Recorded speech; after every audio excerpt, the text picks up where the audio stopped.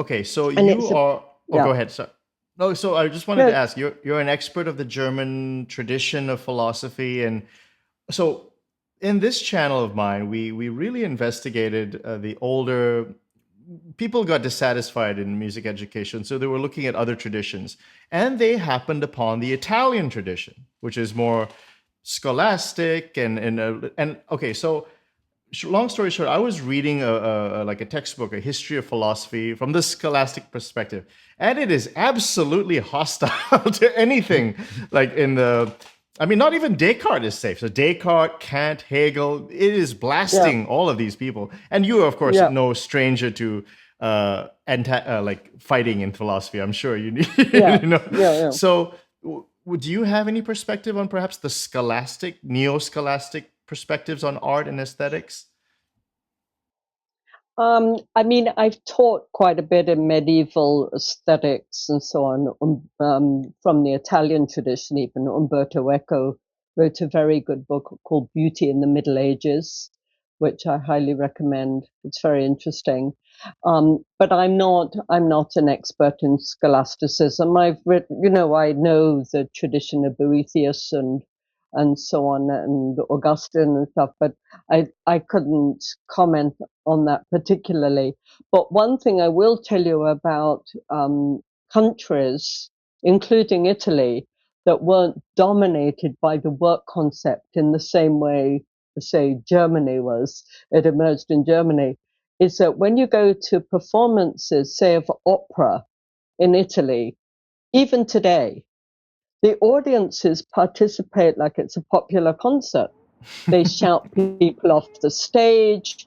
You know, if you go to a Jewish film festival in New York, all the old ladies in the audience will say, "Get married! Why aren't you married? Why are you doing that?" And they, you know, and many audiences participate in watching films, even though it's on a screen. Oh, that's And very I different remember from going, classical concert, modern culture. You yeah, can't even yeah, cough. right, You're giving out cough yeah, yeah, drops. right, yeah, yeah.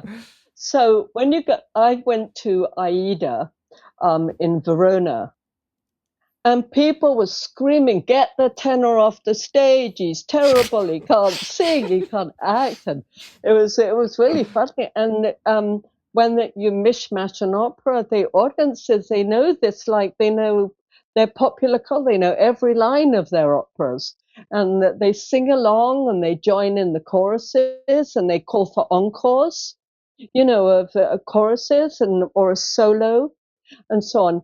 So there's a lot more adaptability in performance when you're not burdened by this sort of the cough drops form of attendance. No noise, don't move, So I don't think react. you can clap between movements. I think right in that situation. Only just.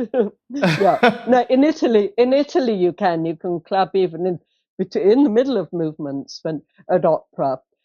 But I remember once going to a Wagner opera at the Metropolitan Opera in New York and being shushed when I clapped during Parsifal, and I did it deliberately because I went like this to say, we're not in church. But people were so devout. Yeah, They so were that's so, right. they were so much in the, a temple of devotion to Hmm. Wagner's Parsifal. They wouldn't even let anyone applaud during the acts. And so I went like this and everyone's like, shh. And I said, I know what I'm doing. And I did this again in Berlin recently. No, there wasn't recently, about 10 years ago, at a John Cage performance of Hmm. 4 minutes and 33 seconds of This, silence, where yeah. he says, be open to all the noises. So my friend and I sat in the audience making noises. And, we go click, click, tap, tap, bang, bang, and people go, shh, shh. And I say, what are you shushing for? You're not meant to, what are you shushing? I guess you were meant for that work. I mean, all the sounds, right? Yeah, That's it's essentially what yeah, he was asking. Whatever happens, is yeah, that's the happen, right? conception, right?